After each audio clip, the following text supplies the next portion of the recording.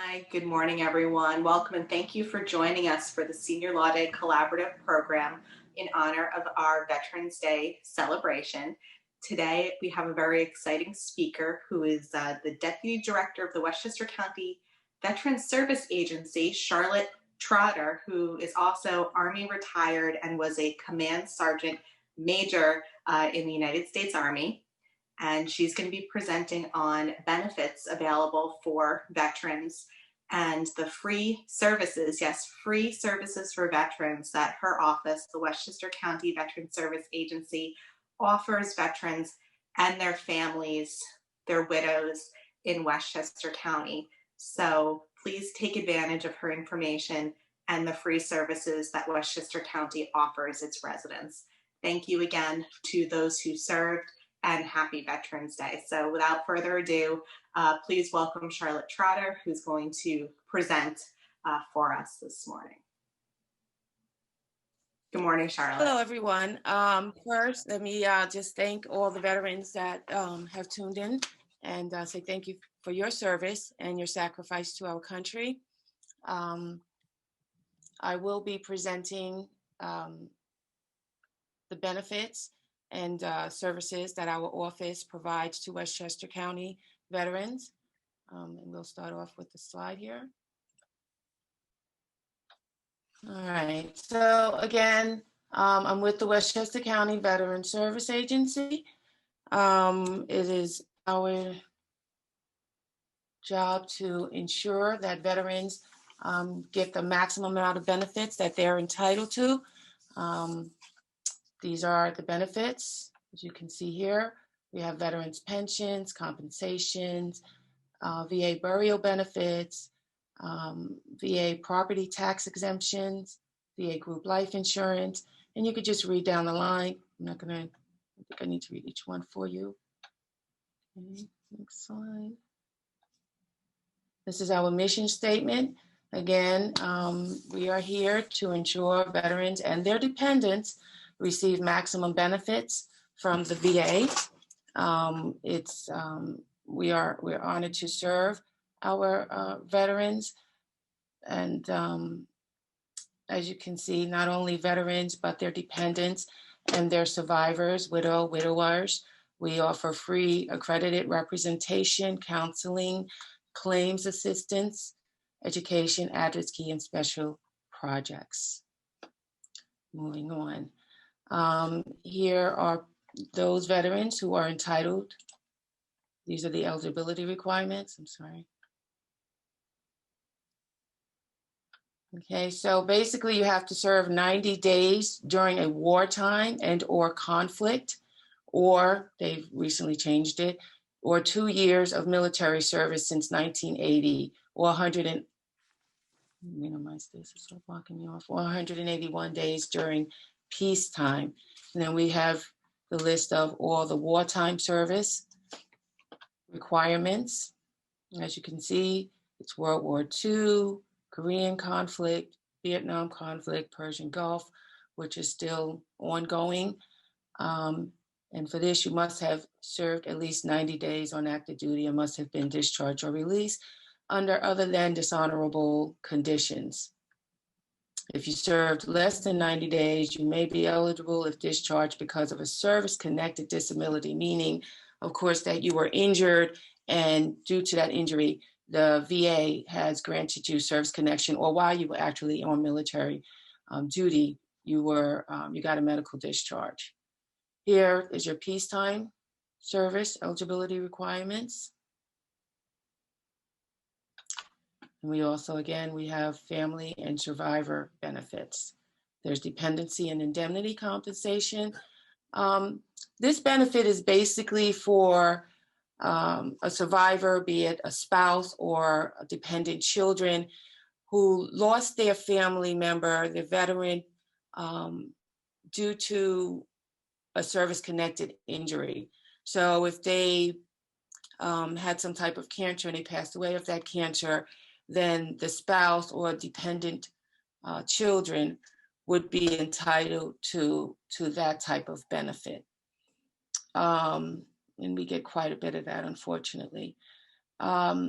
There's also entitlements to medical care, a widow's pension, which we'll go a little more into detail later, burial of the spouse. Spouses aren't aware of it, but they can also be buried with the veteran if buried at a national cemetery at no cost to the veteran spouse or family. And there's educational benefits, also for dependents, home loan guarantees for the surviving spouse in the event of the veteran's death. And it's just another list of survivor and death benefits. There's also health benefits that we assist with, disabled veterans benefits. You have service-connected, non-service-connected. We also assist with appeals assistance. Unfortunately, the VA isn't always kind, and not everybody gets approved.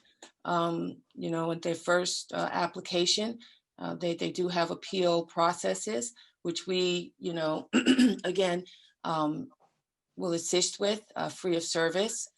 We'll take it all the way to the Board of Appeals if need be.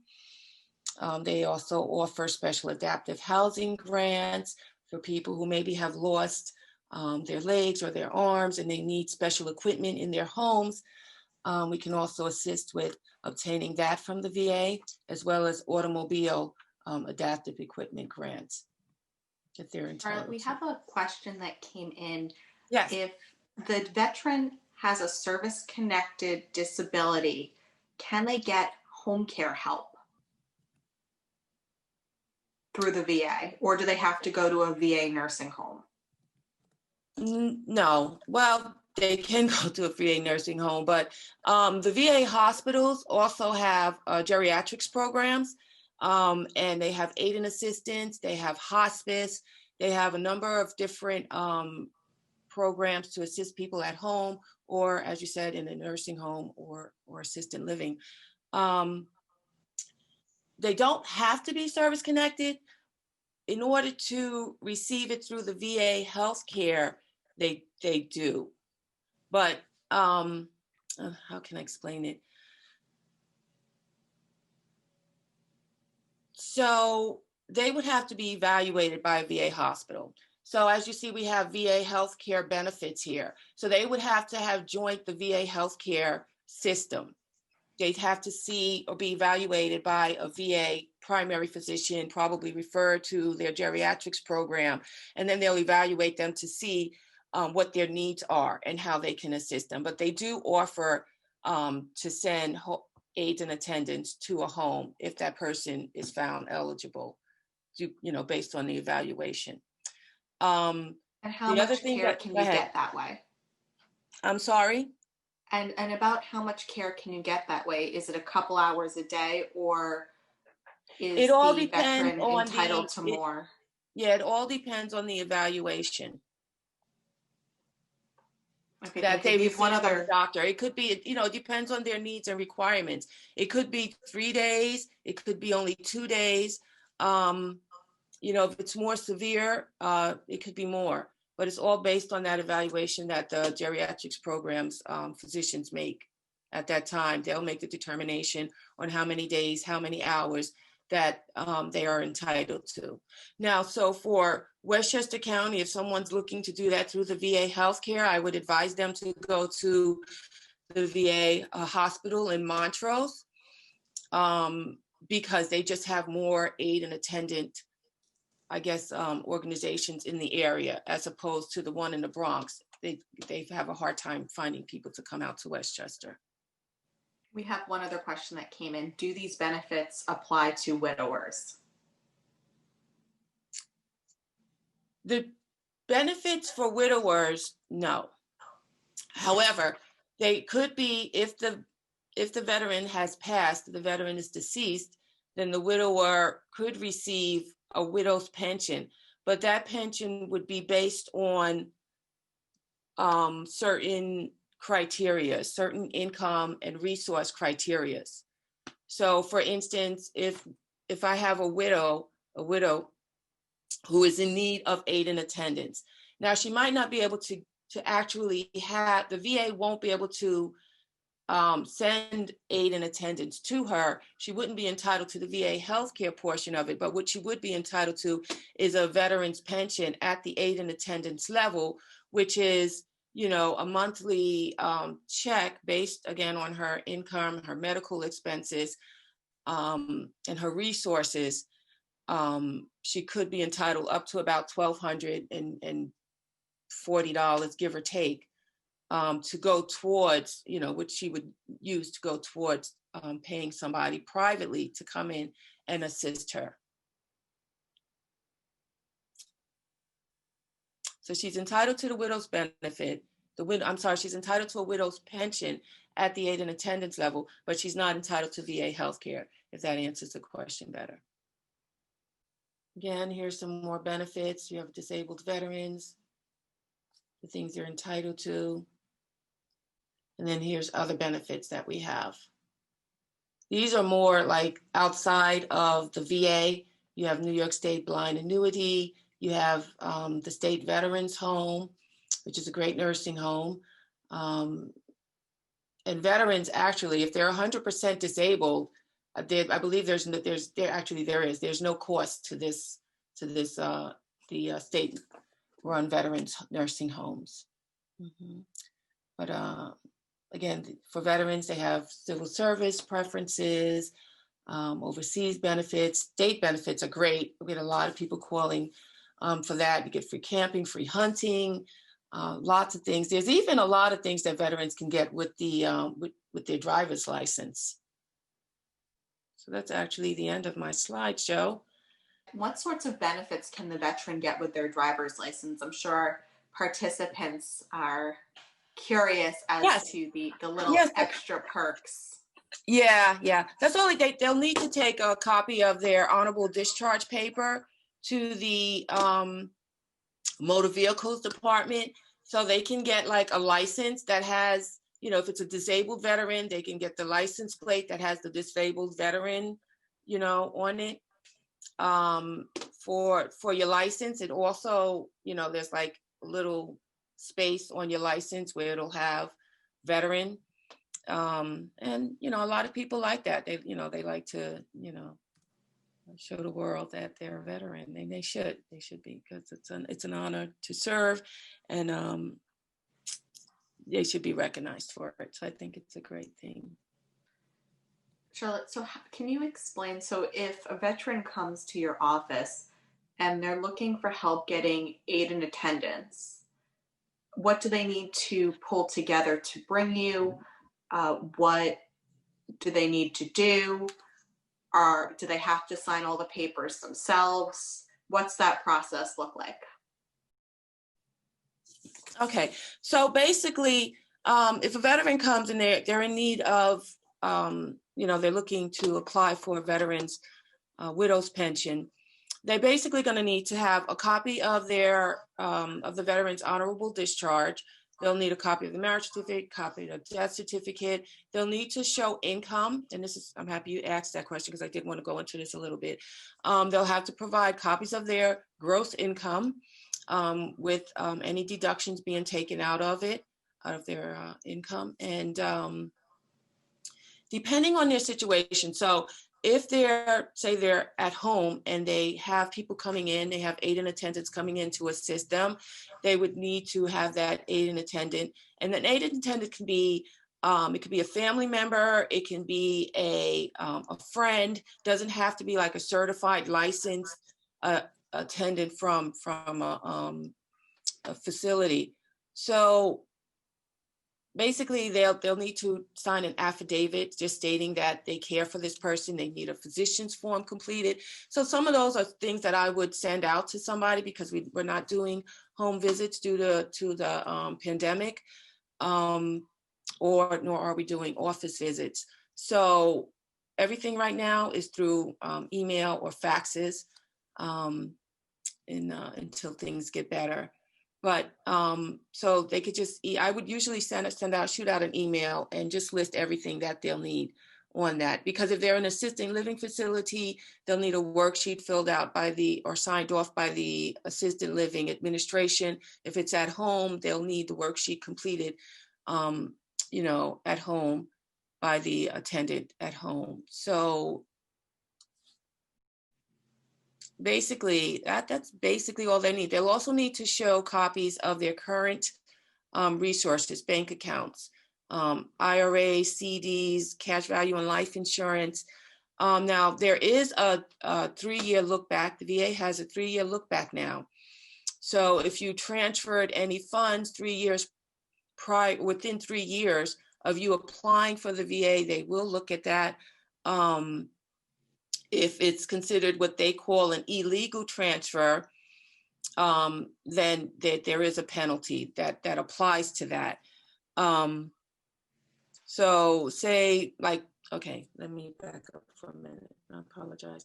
So in order to be eligible for the widow's pension, you have to have, or a veteran's pension, you have to have less than $129,094 in assets and in your annual income.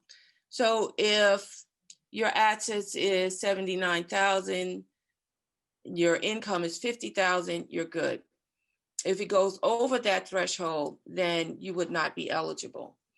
But again, going back to the 3 years, if you are eligible, then we have to ask if you've transferred any funds in 3 years. If you did, say you transferred over $20,000, then there will be a penalty period. The penalty rate is $2,266. So they would take whatever your excess resources are and divide that by the 2266, and however many months that tabulates to, you would not be able to get this benefit for that amount of months. So it would start at the beginning when you first transferred it, all the way up until however many months that calculation tabulated to. Once that penalty period is over, then you would be able to start receiving a pension. That might have sounded confusing, but you can always call and I would be happy to explain it further. Very good, thank you. We have another question that came in.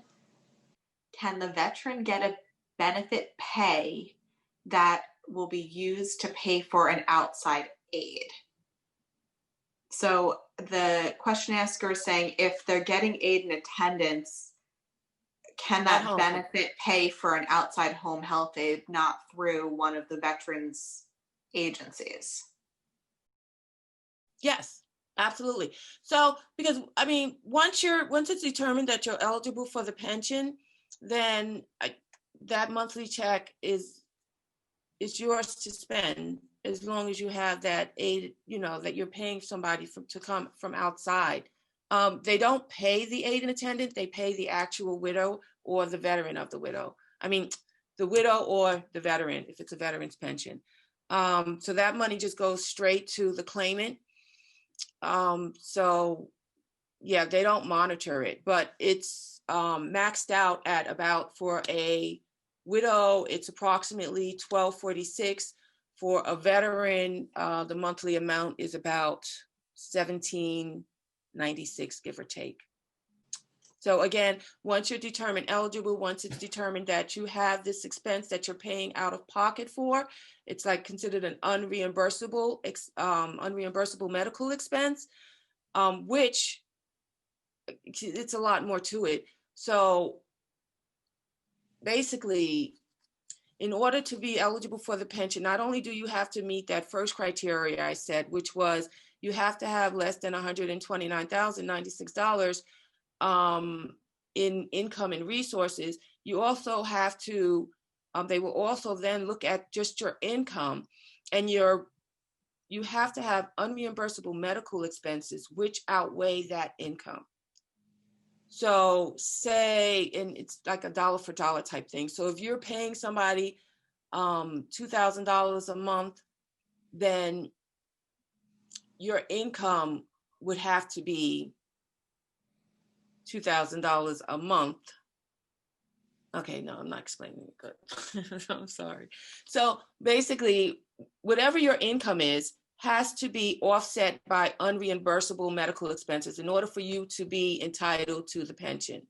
So your income has to basically be wiped to zero in order for you to be entitled to the full pension. So if your income is $1,200, then you have to have $1,200 of unreimbursable medical expenses. The aid and attendant coming from outside would be considered that unreimbursable medical expense. But also we look at if you have other unreimbursable medical expenses like AARP, any health insurance premium is considered an unreimbursable medical expense. Some people pay $500 to $600 a month for AARP alone. Again, any other third health insurance, excuse me. Basically, if you're paying somebody outside, or if you have that health insurance premiums, even long-term life insurance premiums can be deducted or be used to offset someone's income in order for them to be determined eligible. So once they make that determination, and then, like I said, and you're approved the VA pension, then you spend it on, they don't monitor what you actually spend it on. But you do have to have that those expenses to wipe out the income to get the pension. Thank you. So Charlotte, take a moment, grab a drink of water. Bruce. Yeah, I'm I just want to take a moment to be able to show the VA's website, which is benefits.va.gov. And on the VA's website, there's a section we can navigate to where you can sign up to receive an email from the VA. And in this email, there's all sorts of great resources for veterans and their families. There's telephone numbers for crisis intervention hotlines for mental health.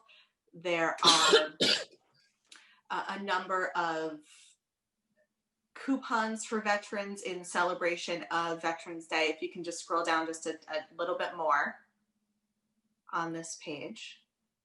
So see where it says subscribe to VAS monthly benefits newsletter there. So if you're a veteran or if you just are interested in benefits for veterans to be able to help a family member or a loved one, you can sign up for an email here from the VA. And then you receive an email on a weekly basis, which talks about everything going on in the VA. And today's email in honor of Veterans Day lists a lot of benefits that are available to veterans on Veterans Day. So for example, in honor of Veterans Day, Bed Bath Beyond on today is offering 25% off for all veterans for their entire in-store shopping. Publix grocery stores offering 10% off of their purchase in store for veterans and military families. Target from November 1st to 11th is offering a one-time use 10% off coupon. And there's a whole list of 50 plus organizations that are offering great benefits for veterans as they take care of their families. The emails also talk about podcasts, museums, and other opportunities that veterans can share with their family as a small thank you for their service and their sacrifice. So awesome, great. Thank you, Sarah, for putting that out and saving me on that. Okay, so yeah, those are all great benefits. I will definitely be at Olive Gardens tonight, enjoying a nice meal. So it's great that the communities and all of these organizations honor us and allow for us to have these benefits. Also, there was a question: do widow benefits also apply to widowers? And yes, widow and widowers both. There was another question, and I believe Sarah actually just answered that. There are communities, virtual and live communities for veterans, and all of that information is on our Westchester County website. Let's see. And no, Westchester County does not provide legal assistance, unfortunately, but we do have an organization that we refer our veterans to. I believe it's the Hudson Valley Law Offices, and I can get that information out to you if it's not on our website. Charlotte, we have a question that came in saying, is aid and attendance a separate benefit from a pension? In other words, can a veteran or spouse get a pension and aid and attendance benefits? I think somewhere on your website there's a great triangular diagram on this on aid and attendance, pension, and homebound, but I'll let you answer that. Yeah. So the question is, can you get aid and attendance and a pension? Was that the question? Did I understand it correctly? Right. The question is aid and attendance a separate benefit from a pension? So they're asking, can you get both? It's the same. So it's the same.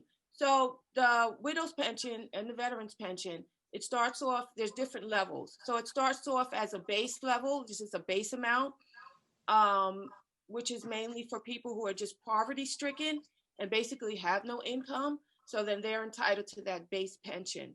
And then when you get to the, if they're homebound, then there's an increase in that pension. And if it gets to a point where you're in need of aid and attendance, then there's another level, which is actually the highest level of the pension. Then you'll get an increase at the aid and attendance level. You can also get an increase if you have dependents. So if it's a veteran that's getting the pension and he has a spouse or dependent, then he would get an increase based on how many dependents that he has, or she. If it's a widow and she has still dependents, then she would get an increase on top of the aid and attendance for having that dependent.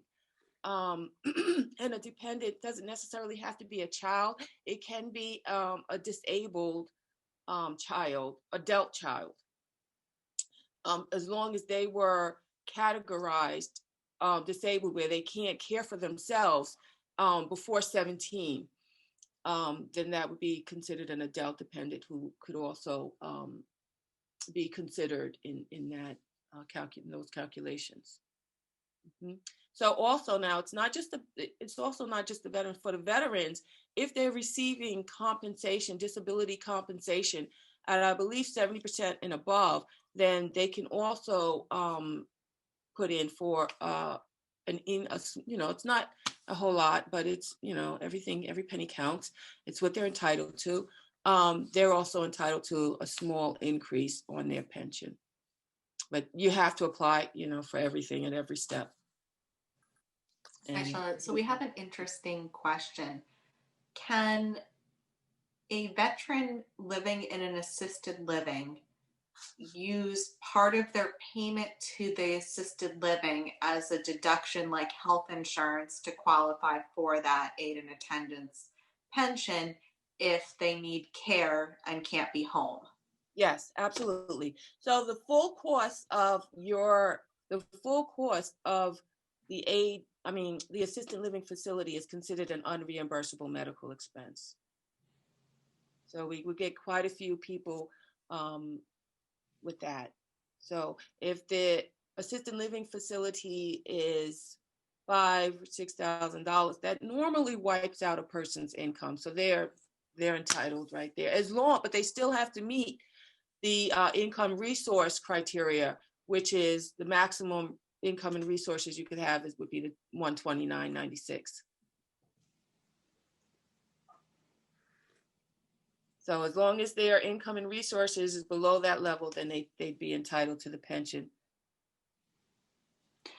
Thank you. And what about if a veteran has an old trust and it's irrevocable and they moved assets into that old grantor trust, let's say 5-6 years ago, would that be a problem for them to get aid in attendance No, not if if they can't get principal, but they can get income from that trust? So like they can get the income, but they can't get the assets. Right. So they would consider the income, but no, the assets would not. But if that was within that 3-year look back period, then that would be considered a transfer, and they would be penalized.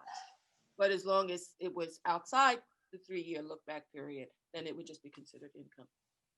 Okay, and what about if they transferred their house to a revocable trust, which they still own, just to avoid probate?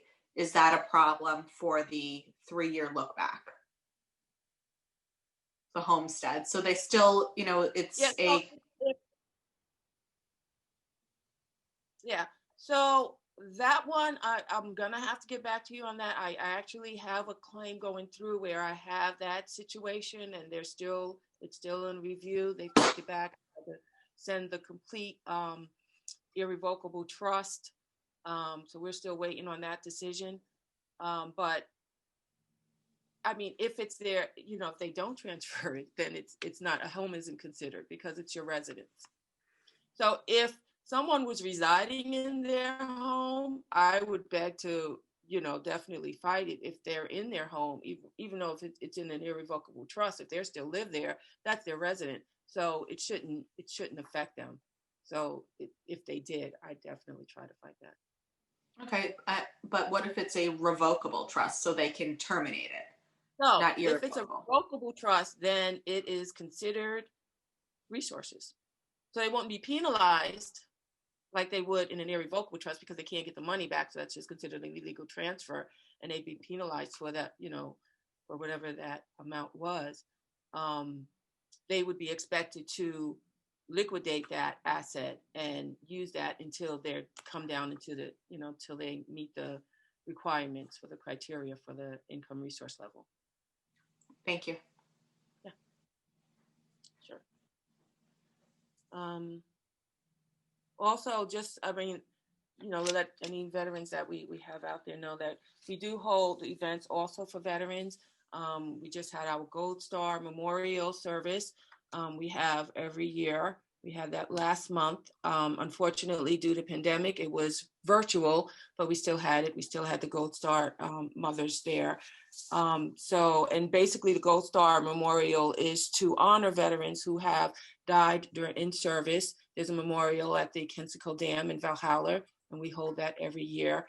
We also usually have honor flights for veterans, mainly World War II veterans, even though they're sort of passing away. They're opening it up to the Korean veterans. And that's just basically the county, at no cost to the veteran, will fly them out to the Washington Memorial so that they can honor the fallen soldiers there, which is a great opportunity. And we hope once this pandemic is over, we'll be able to get back into it. I really, if you have an older veteran out there, an older veteran out there, it's a great thing. They all love it. It's a big event at the Westchester County Airport. We usually do a Memorial Day for veterans at the Playland Park. Again, due to the pandemic, we didn't do it this year, but we're hoping next year we'll be able to have that again. And that's a great opportunity for veterans and their families to come and celebrate and honor the veterans. So, Charlotte, how far in advance do veterans need to notify your office if they want to celebrate at the Washington Monument? How does that work? We usually put that information out on the, you could do it all the way like close towards the end. I don't have the exact, like what the exact terminate date would be, but once that determination is made, we will put that out. It will be on our website. Thank you. And for veterans who pass away, how do they go about their families having a flag flown for them that is then returned to the family for the funeral? Okay, so the flags, you usually can get that through your funeral home. the funeral homes usually take care of that, and they'll make the arrangements for the fallen veteran the deceased veteran to have their honors as well at the service. I don't think they're doing the honors due to the pandemic, but the flags they can still get. For some reason, if a funeral home is not able to, I haven't heard that, then we can definitely assist with that. Just reach out to our office and we can assist with getting a flag. Thank you. So, and I mean, there's benefits for veterans also who pass away. There are burial benefits. You can get up to about $600 in funeral service reimbursement for a veteran if they were in receipt of a pension or compensation, or if they passed away in a VA facility like VA hospital, then it can get up to $2,000 for funeral service reimbursements. They also have funeral, plots. They also have some reimbursements for the burial plots. But any veteran honorably discharged can be buried at a national cemetery, him and his spouse, at no cost. The gravestone and the inscription on the stone is covered as well. And how would they apply for that? Would they contact your office, or do they have to contact someone at the VA for their health care? Again, so for the health care? No, for the burial benefit. Okay, so for the burial benefit, they can just reach out to the the VA National Cemetery, which we can give them that information if they need it. But they could reach out to them. But most funeral homes already have their contacts for that, so they'd make those arrangements for them if that's what they wanted. Okay, and changing gears a little bit, if the veteran has a New York State durable power of attorney but can no longer sign papers for your office to be their agent to apply for aid and attendance for them, what has to happen? Okay, so normally up until recently, the VA did not acknowledge power of attorneys. And so we would just, we'd have to work with them the best that we can. And then if they're approved for the pension, then, or compensation benefits, then a fiduciary would be appointed. There is something new that has come out, and forgive me, but I'm not abreast to it. I know one of my colleagues just handed it to me about 2 or 3 days ago, and I haven't been here to read it, but I don't have it right here. But I do believe that has changed. I'm just not sure of all of the criterias. So I apologize for that. But I do believe that now we can do the dual power of attorney and let that power of attorney sign for the veteran or the widow of the veteran. That would be really helpful for us to maybe post on our website after the program if we can get VA clarity on that one, because I'm sure that will help a lot of families. I will definitely get that back out to you, I'm sure. Oh. Yeah, that's a one of our participants, Charlotte, is asking for your contact information. Okay, so I'm sorry, that up there. So my contact information is, my office number is 914-813-5127. My email is CMT Charlie Micah Tango, the number 4 at westchestergov.com. So Charlotte, one more question. I'm sorry. Do you know? Go ahead. Just in case I'm not and they really want me to speak to somebody, I'll give you also our main number. That's 914-813-5145. Okay, I'm sorry. Our question asker is asking, are there any veteran support groups in Westchester that they can join because in person is not available because of the pandemic? So is there any VA organization that they can join? I guess that does like support groups. Yes, we have Vet to Vet, which is an organization that has a lot of support groups out there. I think you did, Bruce, ask me for a list of resources. So I will give that to you, Sarah and Bruce, and you guys can put that information on your website if you'd like. That would be terrific. Thank you. Yeah, but yeah, there's definitely some organizations out there. And there's always the, American Legion for those who interested in joining American Legions is also a great organization that, offers a lot to veterans. And I think they have that like in almost every town. Thank you. Terrific. So, and any other questions? So if you have other questions, please put them in the chat so Charlotte can answer them. And then while we're doing that, I just want to take a moment to thank our sponsors. So since we moved from live programs to webinars, the support of all of these sponsors has been, really, really helpful. So we really thank everyone. And always, in addition to the veterans, want to take a moment to acknowledge them as well. Yes, absolutely. Thank you, everyone, for joining us today. And thank you, Bruce and Sarah, for giving me the opportunity to go over the services and the benefits that veterans are entitled to through our agency. And if you're interested in any of the benefits that the Westchester County Veterans Service Agency offers, please give Charlotte a call, send her an email, and they'll be able to, have a conversation and to be able to assist you with your question. And the materials, the slides that Charlotte showed us earlier on in our program, will be available on our website after the program, which is www.seniorlawday.info. And you can review those slides to see if any of the available benefits that we didn't discuss live would be helpful for you, and then to follow up with Charlotte for a question. Yeah, so Sarah, I'm just taking a moment to show the website. This is where we have our calendar of events. The next webinar which is on advanced directives, you can sign up for here. We also have as you alluded to, all of our prior webinars. And this in about 2 days, this will be, but you can see a whole bunch of webinars here. So this is a great resource for seniors and their families. Thank you. Thank you again, Charlotte and Sarah, and have a wonderful Veterans Day, everyone. Sarah, is there anything else you wanted to say in closing? Well, thank you very much, Charlotte, for joining us, and thank you for your service and your sacrifice. And thank you to your family as well.